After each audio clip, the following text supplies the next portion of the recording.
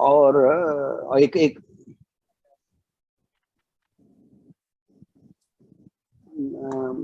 मम गृहे एकः पुत्रः सहधर्मिणी सन्ति।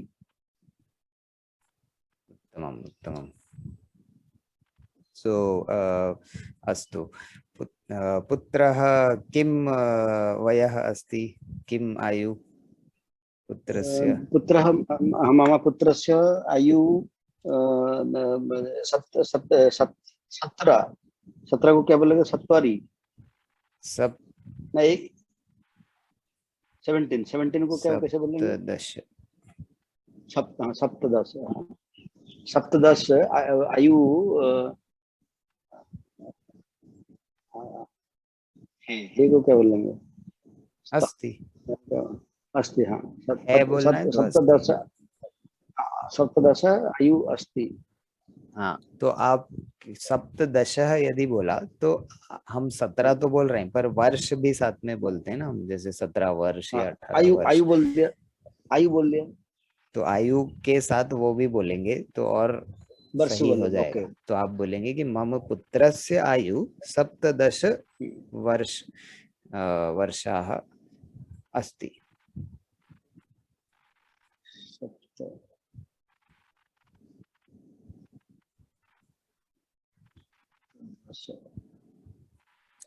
वर्ष नहीं लगाए तो भी अर्थ तो समझ में आ जाएगा, पर फिर भी वर्ष लगाएंगे तो ज्यादा अच्छा होगा।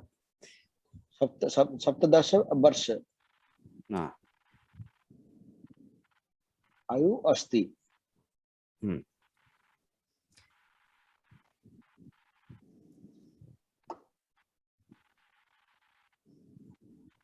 तो परिचय में हमने नाम बोला, फिर हम क्या करते हैं, फिर हम कहाँ पे रहते हैं,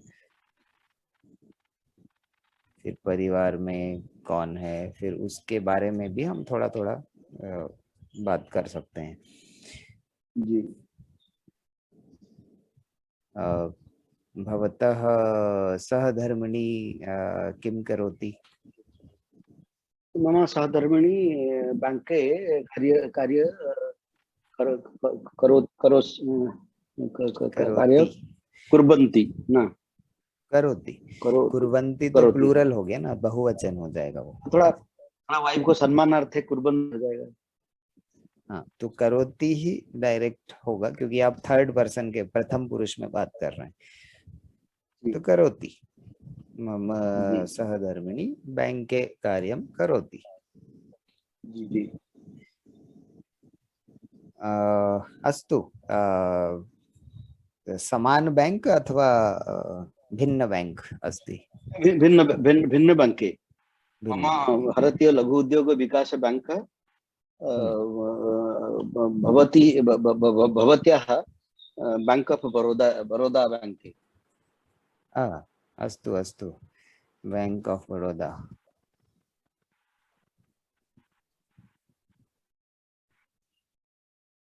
सो अभी ये देखिए, ये बाईं तरफ मैं इसको थोड़ी एक रूपरेखा जैसी बना रहा हूँ और ये लाइन से हम उसको सेपरेट कर देते हैं, ताकि जब भी हम कभी परिचय की किसी और से भी बात कर रहे हैं तो हम इन चीजों पे बात कर सकते हैं। इन सिंक्रोनाइजेशन बात।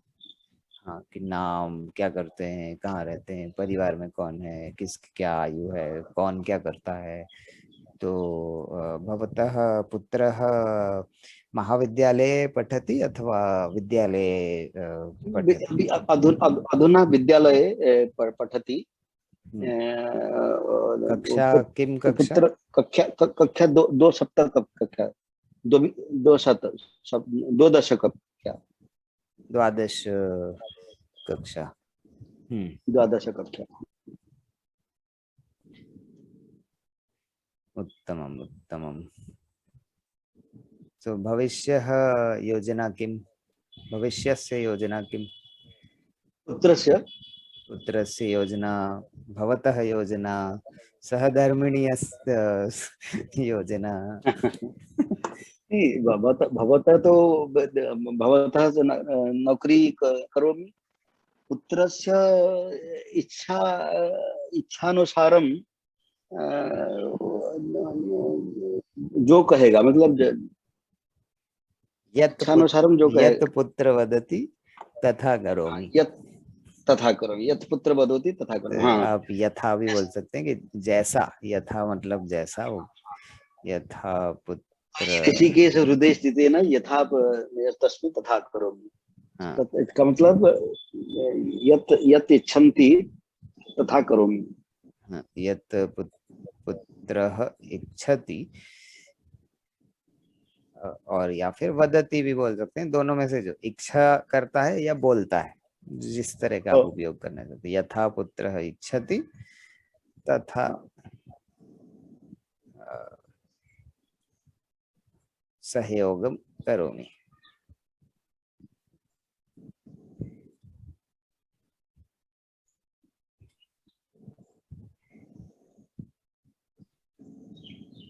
तो देखिए, अब हम नए 2 शब्द आज हमने कर लिए, यथा और तथा। हाँ, जैसे और वैसे।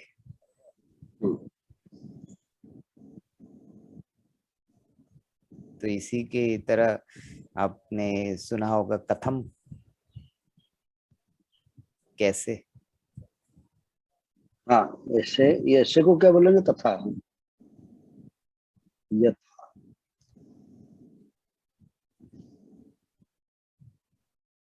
कथम या कीदृशम, ये दोनों का अर्थ कैसे ही होता है। ये कथम कैसे है? कैसे को क्या बोलेंगे? कथम या कीदृशम।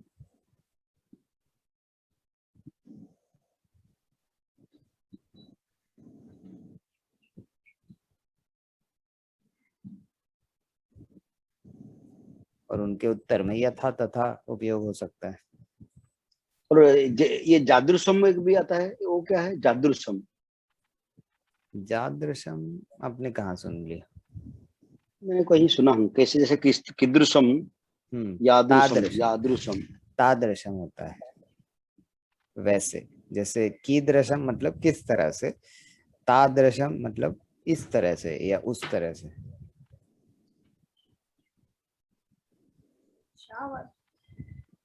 इस तरह से।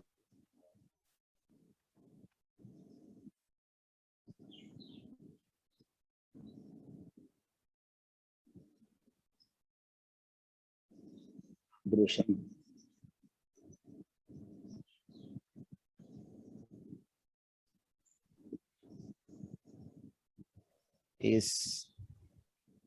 इस या उस तरह से।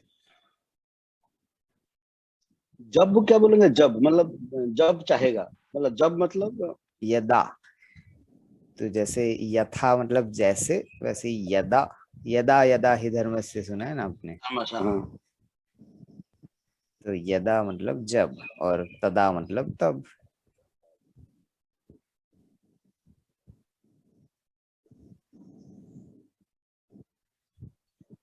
तदा, तब।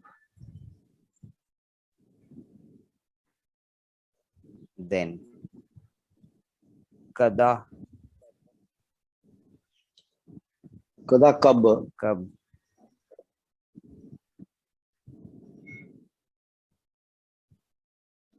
यदा तदा कदा।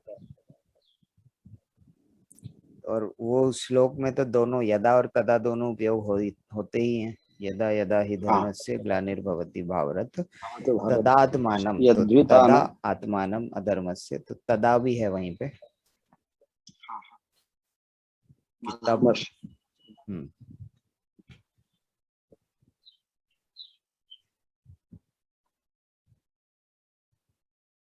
वही ऋषिकेश हृदय स्थित है ना, यथा नियस्तस्मि तथा करोमि। यथा तथा।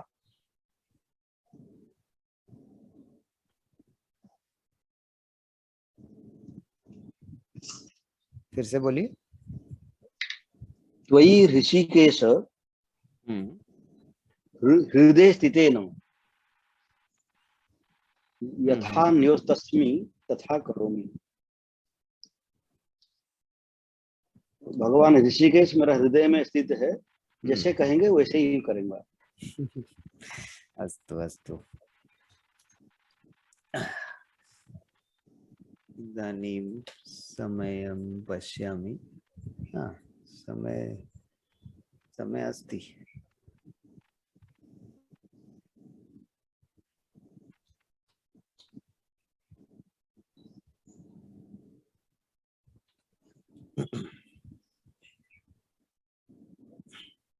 तो इदानीं संख्या पश्यामः।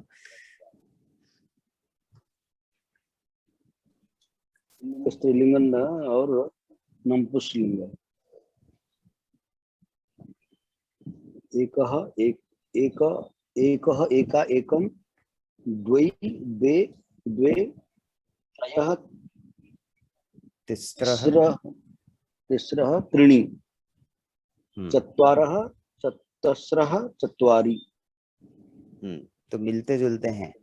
यदि द्विवचन वाले देखें तो 3 और 4 दोनों में स्रः अंत में लग रहा है, तिस्रः चतस्रः।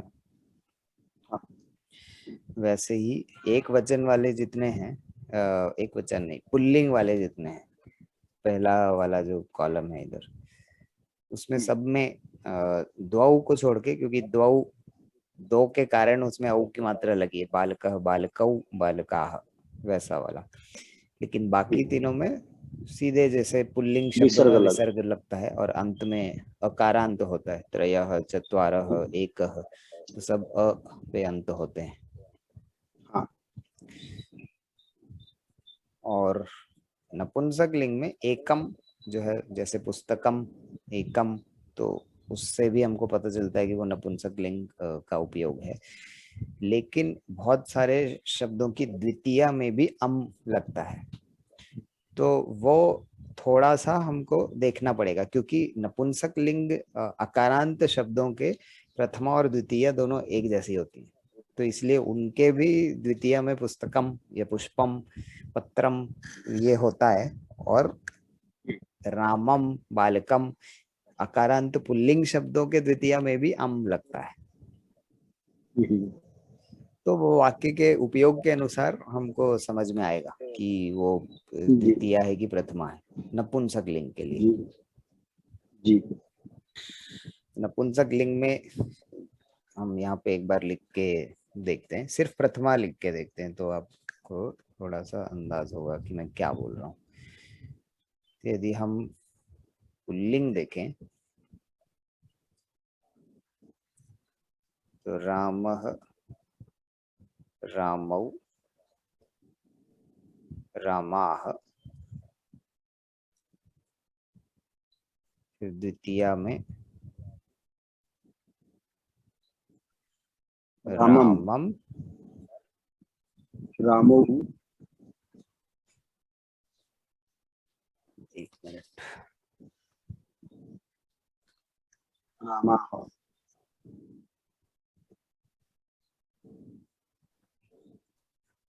हाँ, मतलब द्विवचन तो दोनों का एक जैसा ही है, सेम। हाँ हाँ। रामम रामौ रामान।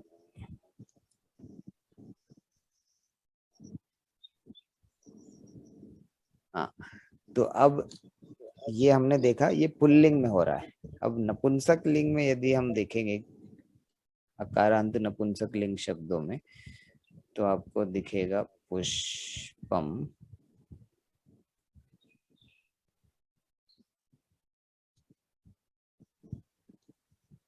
पुष्पे पुष्पाणि, पुष्पे पुष्पाणि। हाँ। जैसे पुस्तकम पुस्तके पुस्तकानि, वैसे पुष्पम पुष्पे पुष्पाणि ये प्रथमा, और द्वितीया भी यही की यही है, पूरा का पूरा यही है। तो अब पुल्लिंग का द्वितीया का एक वचन और नपुंसक लिंग की द्वितीया का एक वचन दोनों एक जैसे दिखते हैं, सिर्फ दिखने में एक जैसे हैं, तो उसमें भी पुष्पम दिखेगा और रामम राम के में भी दिखेगा। तो वो तो दोनों द्वितीया हैं, लेकिन पुष्पम में प्रथमा भी पुष्पम ही है। तो यदि वो कोई कार्य कर रहा होता, जैसे पुष्पम पतति। तो पुष्प इस वाक्य में करता है, वो काम कर रहा है, तो पुष्पम इस वाक्य में प्रथमा है। जी लेकिन अहम पुष्पम नयामि, मैं पुष्प लेके जाता हूँ, तो उसमें पुष्पम जो है द्वितीय है, क्योंकि मैं पुष्प को लेके जा रहा हूँ, तो वो द्वितीय, वो कर्म है, उस समय कर्ता नहीं है। जी जी जी। और ये कर्ता कर्म का अंतर मैं अगली जब भी कक्षा में जब एक दो लोग और होंगे ना, तब हम और अच्छे से देखेंगे एक बार। पर आज मैं आपको इस चीज को थोड़ा सा बता रहा हूँ, ताकि क्योंकि हमको संख्या में वो चीज नजर आती है कहीं कहीं पे, एकम, हाँ जैसे वो एकम पुस्तकम जब आया ना, तब मुझे ध्यान आया कि वो वाला भी बताना चाहिए। तो यहाँ पे पुस्तकम जो है, एकम पुस्तकम, ये प्रथमा है जी नपुंसकलिंग में। ठीक है, और इसका दो वाला जो है ये बिल्कुल यूनिक है। ये दो वाला जो है पूरी की पूरी लाइन ही अलग है। द्वौ द्वे द्वे, तो स्त्रीलिंग में भी द्वे, नपुंसकलिंग में भी द्वे, और पुल्लिंग में द्वौ। और फिर 3 और 4 जो है त्रीणी चत्वारी, तो ये भी दोनों मिलते जुलते हैं थोड़े, अंत में अणि या री ऐसे लगा हुआ है। जी। त्रीणी पुस्तकानि या चत्वारि ये हो गया पुस्तकानि। पुष्पम पुष्पे पुष्पः, पुष्पम पुष्पे पुष्पाणि। पुष्पाणि, हाँ ये लिखा ना अपन ने। हाँ, इसमें छोटी ही क्यों हुआ, बड़ी ही क्यों नहीं हुआ? पुष्पाणि, वो तो छोटा ही होता है, हमेशा ही छोटा होगा।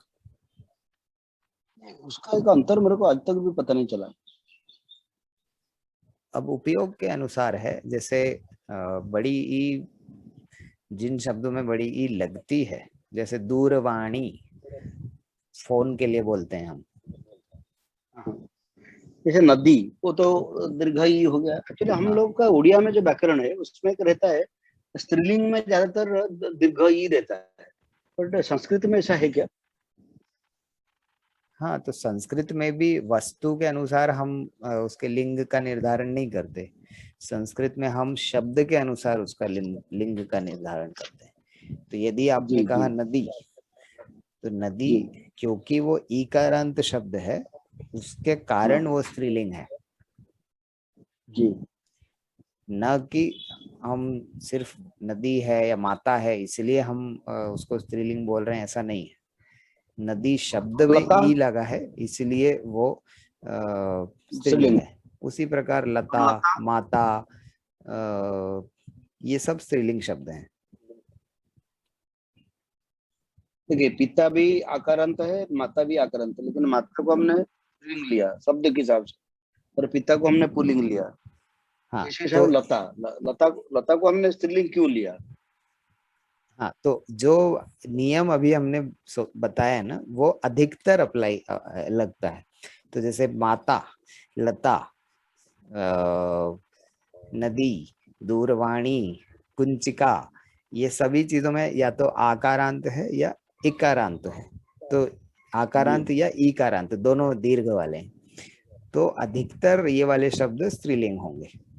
पिता जो है वो उसका नियम अलग है। पिता वाला शब्द उसका एक्सेप्शन है, समझ लीजिए कि पिता जो है आकारांत है, लेकिन वो फिर भी पुल्लिंग है। वही है, कभी कभी उससे कंफ्यूजन आता है। हाँ, पिता लेकिन पितरों यदि की तरह, पता है तो लता आप लते लता। कंफ्यूजन नहीं होगी ना। जैसे यहाँ पे लिखा है नहीं, ध्वनि अभी तो पेटिका। हाँ हाँ, ध्वनि पेटिका क्या हो गया? क्लिवलिंग हो गया, स्त्रीलिंग है ना। नपुंसक नपुंसक। जबकि स्पीकर, यदि हम ऐसे भाषा, अपनी भाषा अंग्रेजी भाषा के हिसाब से सोचेंगे स्पीकर, तो उसमें स्पीकर को वो लोग न्यूट्रल मानते हैं। स्पीकर को ही या शी नहीं बोलेंगे। पर संस्कृत में वो ऑब्जेक्ट के हिसाब से, वो वस्तु के हिसाब से उसका लिंग नहीं होता। जो शब्द है उसके हिसाब से उसका लिंग होता है। जी जी तो अब ध्वनि यंत्रम, तो अब यहाँ यंत्रम नपुंसक लिंग है, तो ध्वनि यंत्रम जो है पूरा का पूरा शब्द भी नपुंसक लिंग हो गया। वाणी यंत्रम, ध्वनि यंत्रम, ये दोनों नपुंसक लिंग शब्द हो गए।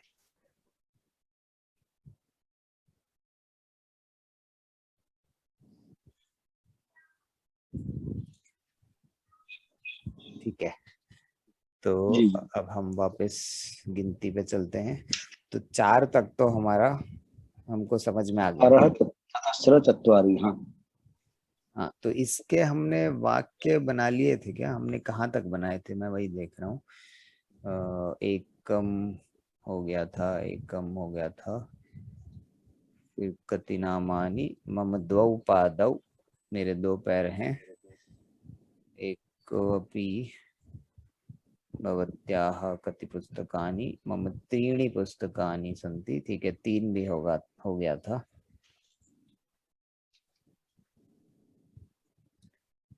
ठीक है, तो 3 का तक हो गया था। अब 4 के ऊपर कोई भी एक वाक्य बोलिए, नहीं तो मैं कुछ पूछता हूँ और आप उसका उत्तर दीजिए, तो हम देखते हैं कि। चत्वारि तवन्नामानि महाविपत्त नाशनम। हाँ, और इसका अर्थ भी बोल दीजिए। आपका चारों नाम जो ले लेगा वो महाविपत्त से मुक्त पाएगा। अच्छा, ये किसके, विष्णु जी के लिए है कि किसके विष्णु जी लिए? के, विष्णु कृष्ण जी के। विष्णु विष्णु जी के सुबह सुबह उठ के बोलते हैं ना, वो पहला सेंटेंस मेरे को याद नहीं है। श्री मुरारी मधुकर हरि गोविंद गोपाल मुकुंद सौरे चत्वारि तवन्नामानि ये वाला महाविपत्त क्या, वो नाशनम। श्री कृष्ण गोविंद हरे मुरारी ना, वो तो उसी टाइप का है, बट उस टाइप वो नहीं है कि से मिलता मेरा जुलता है? पिताजी। हाँ हाँ, कभी बोलते थे तो मेरे को याद हो गया। हाँ, बहुत बढ़िया। तो चत्वारी, फिर से बोलिए, चत्वारी नामानी तब नामानि। तब नामानी। तो आप देखिए, नाम जो है क्योंकि नपुंसक लिंग है, इसलिए चत्वारी लगा, क्योंकि नाम को आप बोल रहे हैं कि 4 नाम, जिसके भी 4 नाम, वहां पे चत्वारह या चतस्रह नहीं लगा है। नहीं हुआ, हाँ, क्योंकि वो नाम है, क्लिबलिंग है। हाँ,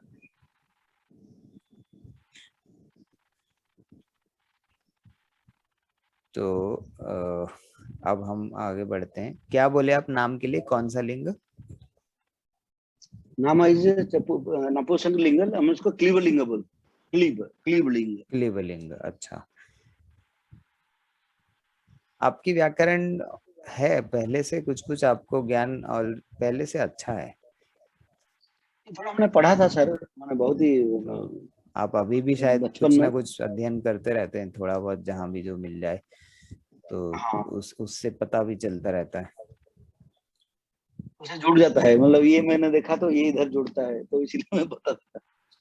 हाँ, और इसके आगे के जितने हैं उनमें कोई लिंग नहीं है। तो पंच, 6 का क्या होगा? प- षष्ठी, षष्ठ, षठ। षठ या षष्ठ भी होगा। षष्ठ 60 में चला जाएगा। Okay okay. ये जो है षष्ठी, ये जो है 60 है, 60। फिर सप्त, इसके बाजू में उसका ये पेन वाला भी लिख लेते हैं, सप्तति। सप्तति है सत, ये है 70, 70। फिर अष्ट,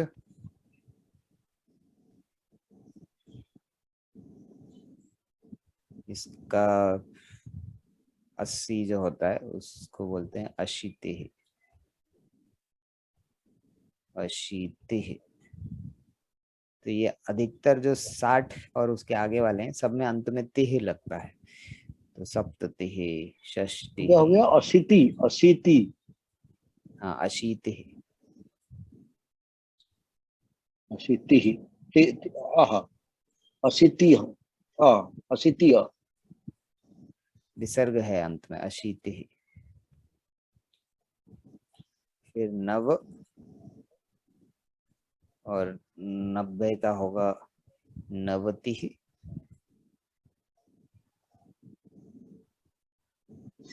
नवतिः, और दश तो यहाँ लिख भी दिया हमने पहले ही, दश। सिर्फ ये हमेशा ध्यान रखना है कि हम जब भी ये, चाहे वो गिनती हो चाहे और भी शब्द हो, लेकिन अंत में जो अ की ध्वनि है वो छूटनी नहीं चाहिए। तो पंच, आना चाहिए। सप्त, अष्ट, तो इसको हम दश बोल के नहीं खत्म करेंगे, ये पूरा दश अ जो है अंत में वो हाँ, दश ऐसे सुनाई आना चाहिए। ये होगा सहस्त्र, शतम, शतम। सहस्त्र तो 1000 हो गया ना। हाँ, अभी तो हम 10 और 100, ये 90, ये 80, ये 100। 100। पंच, सप्त, सप्त, अष्ट, नव, पंच 10, वाला जो है ये 10। थोड़ा अलग है, और ये कुछ लोग पूछते भी हैं कि ऐसा क्यों है, क्योंकि पंचाशत, तो इसमें शत क्यों लगा है।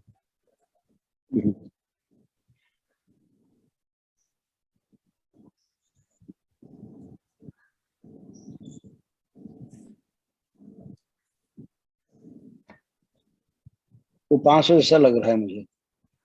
कैसा?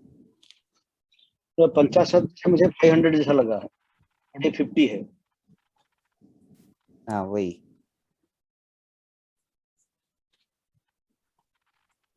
अच्छा, मुझे लगता है यही होगा, मतलब तो 40 7 को और 2 भाग कर 50 ये दोनों के लिए थोड़े उस तरह वाले शब्द हैं, पंचाशत, और यहाँ पे भी चत्वारिंशत होता है, चत्वारिंशत। तो इन दोनों में शत लगता है। ऋण सत। 40 के लिए। और वैसे तो त्रिंशत में भी लगता है, 30 वाला जो है त्रिंशत, उसमें भी शत लगा हुआ है। त्रिंशत कैसे लिखेंगे? त्रिणीशत या त्रिनशत? त्रिंशत, यहाँ पे लिखते हैं, नीचे लिख देता हूँ मैं, त्रिंशत,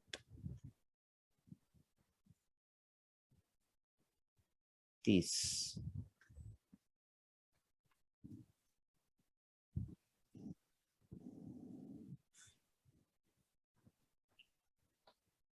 तो हम ये आगे के भी लिख लेते हैं, 1 से 10 तक तो यहाँ पे ही हो गए, आगे के 20 तक लिख लेते हैं। तो बाकी फिर वो जो पैटर्न है लगभग एक जैसा रहता है, मतलब उसके अनुसार हम आगे की गिनतियां भी, संख्याएं भी बना सकते हैं। 2 में 20 होगा, बिंसा होगा, बिंसा, हाँ, बिंसा सत या बिंसा। विंशति। तो यहाँ पे लिख लेते हैं, रुकिए 1 मिनट, एक पेज बनाते हैं नया और इसमें लिखते हैं।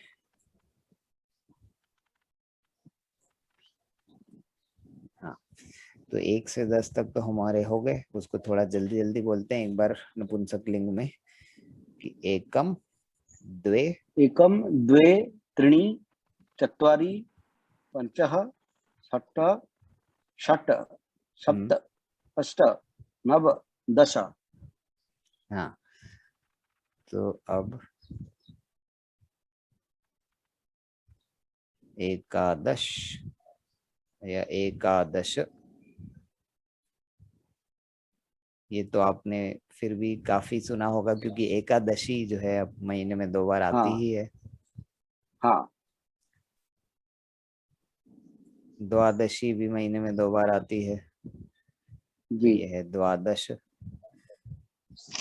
तो जो एक है, ये एक इसका यहाँ पे लग गया, और शुरू का जो है वो दश है, 10 आ गया। हाँ, तो हर एक में अंत में इसलिए दश लगता जाता है। त्रयोदश, ये थोड़ा अलग उपयोग है 3 वाला, त्रयोदश।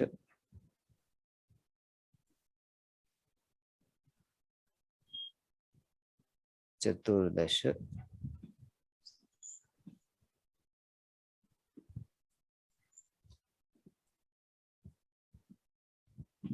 यहाँ पे क्या होगा?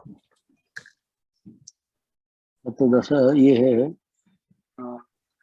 पंचदश।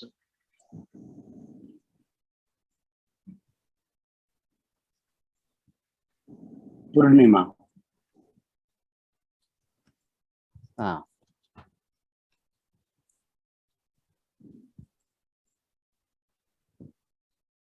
पंचदश होगा। हाँ, हाँ, वही पं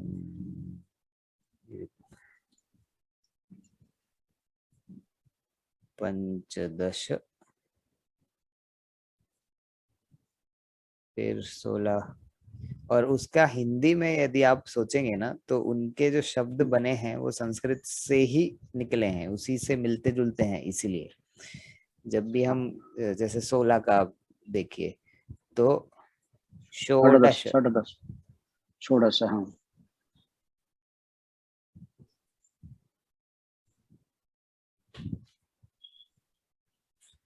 षोडश जो है, और 16, तो ये इसी को शो की जगह सो कर लिया इनने, तो 16 उस तरह से बन गया। 15, 16। फिर सप्तदश तो हमने अभी थोड़ी देर पहले भी देखा था। सप्तदश भवतः पुत्रस्य आयु।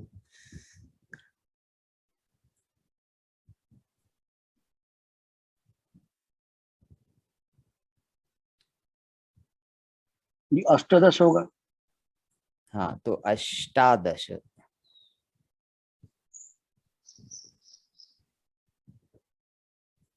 अष्टादश। ऊनविंश। हाँ, इसको दो तरह से लिख सकते हैं आप। एक तो नवदश भी होता है, हम्म,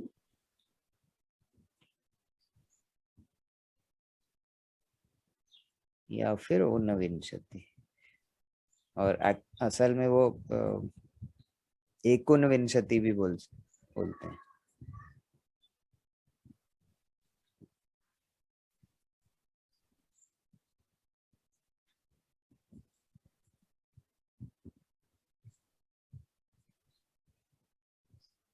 एकोनविंशति।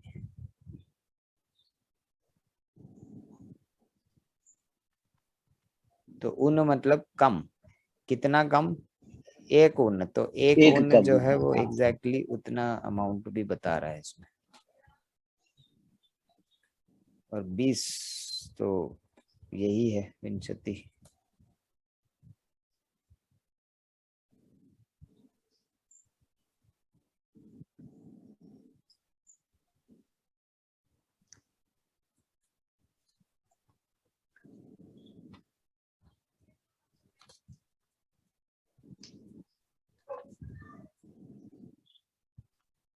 चलिए, तो पूर्णिमा कदा भवति मिश्रा महोदय? पंचदश पूर्णिमा भवति। अमावास्या और हाँ, पूर्णिमा दोनों पंचदश भवति। पंचदश दिने। दिने, हाँ, पंचदश ये दिने पूर्णिमा पंचदश और अकेला बोलेंगे अमावस्या। तो सिर्फ 15 हो गया ना, उसका मतलब क्या है 15? दिने, हाँ, दिने, दिने, दिवसे। हाँ, दिवसे या दिने, दोनों में से एक बोलेंगे तब वो हम लिख भी लेते हैं इसको। पूर्णिमा पंचदश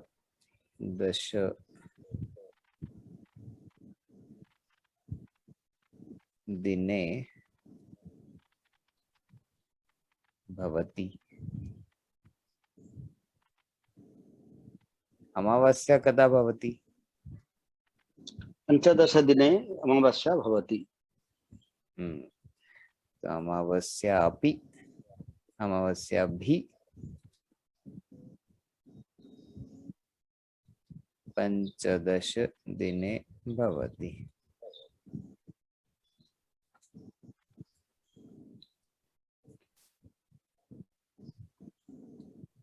तो कस्य पंचदश दिने पूर्णिमा? समझा नहीं। किसके पंचदश दिन पे पूर्णिमा होती है? किसके 15वें दिन पे पूर्णिमा होती है? महीने को क्या बोलेंगे? महीना नहीं, उसका आधा बीच में आएगा। शुक्ल पक्ष से।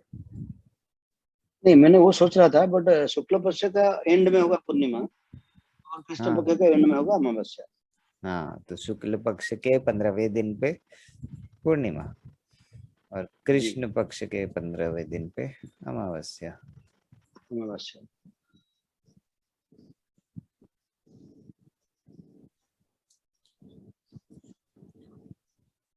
चलिए, तो इदानीं पंचवादनम भवति, भवति।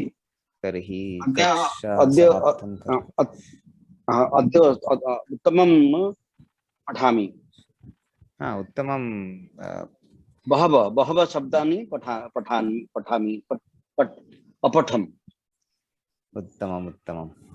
अपठम भी बोल सकते हैं भूतकाल, और एक पठामि स्म। सरल भूतकाल का उपयोग है पठामि स्म। किसी भी शब्द में स्म लगा दीजिए वर्तमान काल के, तो वो भी भूतकाल अपने आप हो जाता है। जी जी जी। किसी भी क्रिया में। देखिए बहवः शब्दानि, वो सही रहा ना?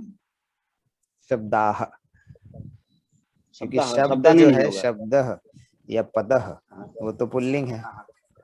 पुल्लिंग। बहवः शब्दः, शब्दः, शब्दः, शब्दः, तो शब्दो, एक शब्द शब्दः। सीखा तो शब्दः या पदः, और खूब बहुत सारे सीखे अब तो बहवः पदाह। तो शब्दा हो गया, शब्दाः। हाँ, पदाः, शब्दाः।